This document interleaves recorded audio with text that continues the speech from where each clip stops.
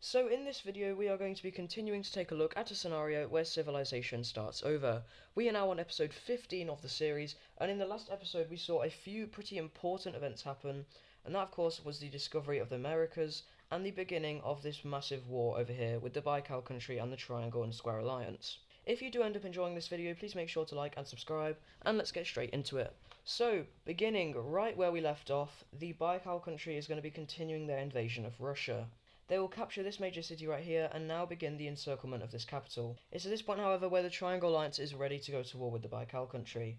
The Baikal country, knowing that this meant a war with the Triangle Alliance, they were ready in some points. Like in Turkey, the capital is pretty immediately captured, and these guys are immediately blitzing across the Anatolian Peninsula. Down south over here we see Qatar make a very minor push, however it's stopped quite quickly. And this is the only country over here which is really making some progress because they joined like at the very last minute. The Baikal country did not expect them to join the alliance, so they're actually going to be the only ones that see any major gains. However, just after this country is just immediately destroyed, these guys are going to see their success be turned around as the Baikal country invades into them. The Baikal country is then going to cross the border into this dark green country, and they're going to capture this major city right here. They then continue south into this purple country right here, and then they begin their invasion of Greece. The Greeks managed to hold on really well. They had set up a defensive line on this border, and it is able to move back and forth. So when the Baikal country reaches about this point, the Greeks just completely just fortify this border. However, it's kind of made bad when another point is made over here, and the Greeks are now being invaded, and the Greeks lose their second major city. The Baikal country is then going to kick Qatar out of this Mesopotamian land, and then they will continue on into the country. They take this major city right here. However, we are starting to see that they have some trouble fighting in the desert. This is kind of shown when this Arabian country right over here does make a slight pushback. However, on the coast it's a different story, as the Baikal country is going to continue their invasions. The Baikalian Empire is then going to capture the capital of Russia. However, it is at this point where Square Alliance reinforcements are arriving to the front lines. We see this as the invasion of Turkey is kind of just completely stopped as they reach this major city, and Greece actually does manage to recapture this city right here. Up north, however, the Baikal country is going to cut Russia in two, meeting up with this Finnish state. The Finns are not too happy that this is on their border, but they can't really do much about it. This area of Russia over here is then going to fall, and after this, the Russian state is going to completely collapse. So yeah, that is one country knocked out of this war. The Baikal country is then going to continue on their onslaught down south into this green country, now rapidly approaching into this capital. Over here in Greece, however, we do see a lot of Carthaginian and Roman reinforcements arrive, and these guys are able to push back, almost completely liberating their country. We also see Egypt actually decide to join the Triangle Alliance, and this is pretty interesting because Egypt had been an enemy of a lot of these countries before. However, Egypt, after seeing that their religion is being forced out of their homelands, is going to join this war in order to kind of help out. Egypt is going to make a quick push into this, and this is actually going to alleviate some stress, and it's going to allow the Greeks to push back over here. Over here in the green country, however, their capital is captured by Baikal, as well as this city right here. From here, Baikal is going to continue their invasion into this purple country, now aiming to get this blue country out of the war, as a lot of reinforcements are moving through this country, obviously through land, being in Rome and Carthage. Troops are shipped to the Italian peninsula and then moved through this country. So this is going to make these guys push a very large amount, and now they're even on the doorsteps of this country right here. They will begin their invasion. However, down south we do see a slight pushback by the Greeks. Over here in Arabia, this light blue country has their capital captured, and a lot of this Arabian land does fall. We also see Egypt actually now making some gains, kind of just chasing behind these guys. However, this land over here is pushed back. But Egypt is still a pretty strong country, and they're able to make some gains up here. They even then cross into core Baikal land, and this is accompanied by a full-on assault by Greece. However, sadly for the Triangle Alliance, this green country is going to completely fall, and now this purple country is kind of just going to have to be occupied by Greece as they do surrender.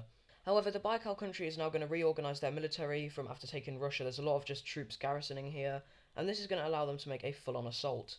They cross the border in mass and just completely move into Greece and this Balkan country.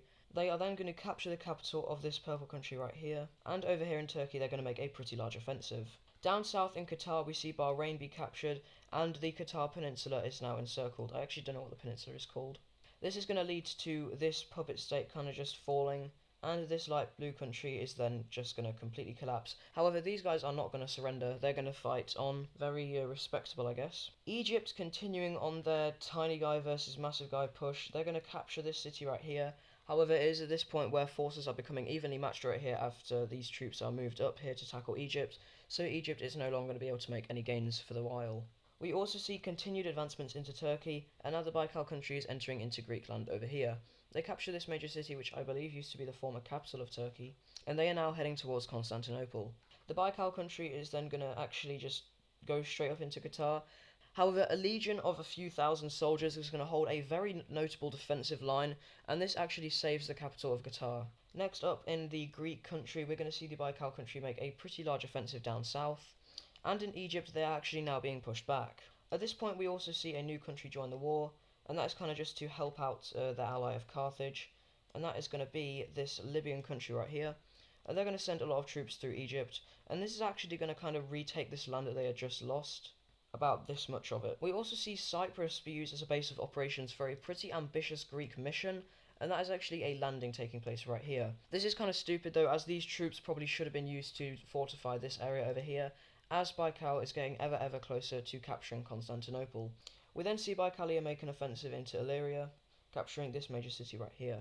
However, it is at this point where we see a new front line actually open up for Baikalia, and that is actually going to be in Asia. So, with the Baikalia becoming kind of hostile towards this brown country, and even this Sakhalin country to some extent, they're going to see, with Baikal being distracted over here, they think it's time to invade in order to, well, if Baikal wins this war, they're probably going to be next. So they say, why not just attack them now? This Sakhalin country is going to fully kick out these guys from the coast, and they're going to launch a full-on border invasion.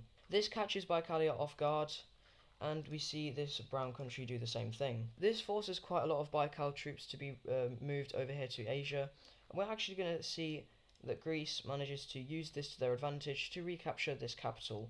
This area is now going to be occupied by Greece as Turkey officially surrenders, and Greece is going to make a pushback, alleviating a lot of stress from Constantinople. We also see something similar to this happen over here, and in threat of encirclement, these Baikal troops are actually going to be forced to retreat. However, Baikal actually does manage to keep control of this situation to some extent, as they kick out this Greek landing, and now are fully focusing on Egypt, kicking them all the way back to here, which is their kind of main border, and even further. We also see Qatar finally be captured, and this area over here is going to fall. We then also do see Baikal troops who are finally arriving here make a pushback into this Beijing country. However, the Baikal country then does something that is going to heavily hurt their chances of winning this war.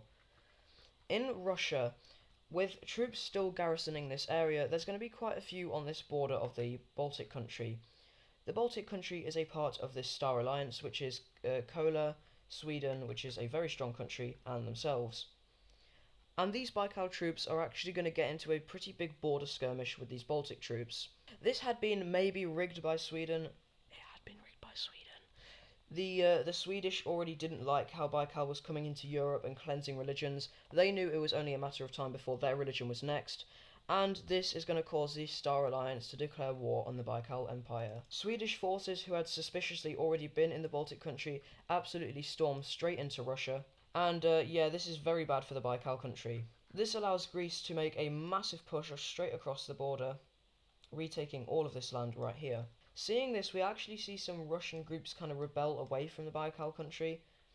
This has been in the northern area where these garrisoning forces had moved away to deal with this, and this actually allows a full reinstatement of the country. Getting inspiration from this and seeing that their religion is also the same as this light blue religion right here, this country who has been invaded, or this land that has been invaded, is the only part of the Baikal country that still has this light blue religion.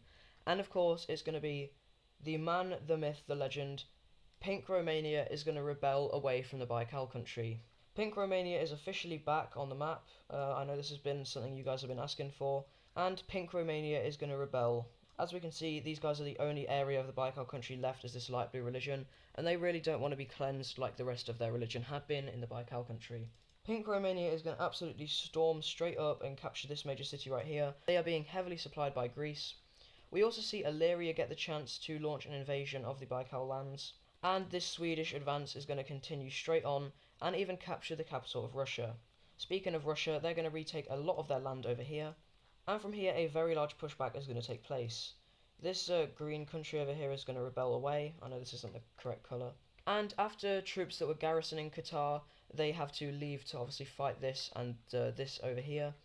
Qatar is actually going to rebel away, and they're going to reinstate themselves in the peninsula and in this southern land that hadn't even been garrisoned at all. They were just kind of hoping that they wouldn't rebel away.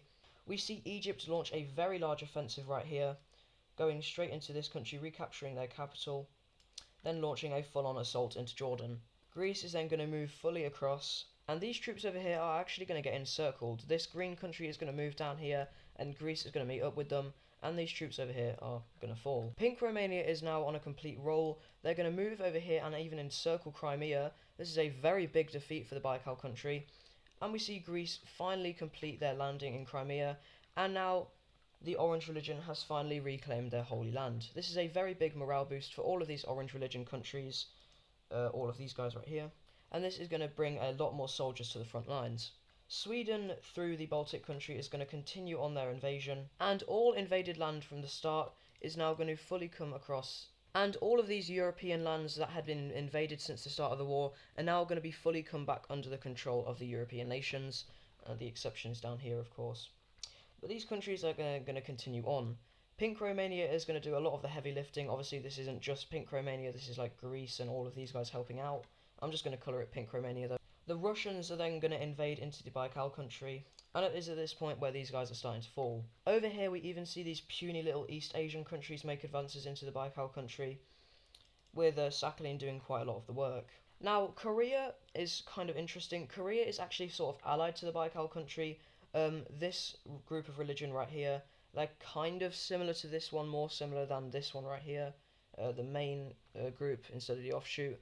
The Sakhalin country doesn't care, they're going to invade the Baikal country anyway. However, Korea is going to refrain from joining in on this war, they're going to stay neutral. Over here, we see this light blue country recapture their capital, and the Baikal country decides to fully retreat out of this area. This is then going to allow a massive assault to be launched across the whole border, and the capital of the former Mesopotamian country is going to be recaptured, as well as the Tigris and Euphrates river cities, these ones right here. Greece is then going to launch a very large offensive into Anatolia, retaking the entire peninsula, and they are going to connect up with Egypt. I think this is the first time ever that Egypt and Greece have worked together in a war. I think every time before they've been enemies, so this is pretty interesting to see. And it's at this point where we see a lot of ethnic minorities that had once been the dominant religious group rebel away. There are still people of like the Orange religion living in this area, even though it's shown as this colour. This is only because a majority of people living in this area subscribe to this Baikal religion. And these rebellions are going to take place all across. They're going to quickly form up into like one consolidated group, looking something like this. These guys are then going to cut the Baikal country in two, and this creates a very large amount of supply issues. And, oh yeah, this encirclement. We then see a full-on assault into Persia, and the whole coast down here is captured. Over here we see the Beijing country and this Sakhalin country meet up, and they are now planning an offensive to take the Baikal capital. After a lot of planning and just building up a lot of troops on the front line, this offensive is going to be started, and it starts off by capturing this major city right here, and now these guys are moving straight towards the capital of Baikal, right at Lake Baikal. The coalition over here is then going to continue on their advances, and now I'm kind of just going to give it one consolidated colour. These guys are going to move on. There we go, that's cool, I guess.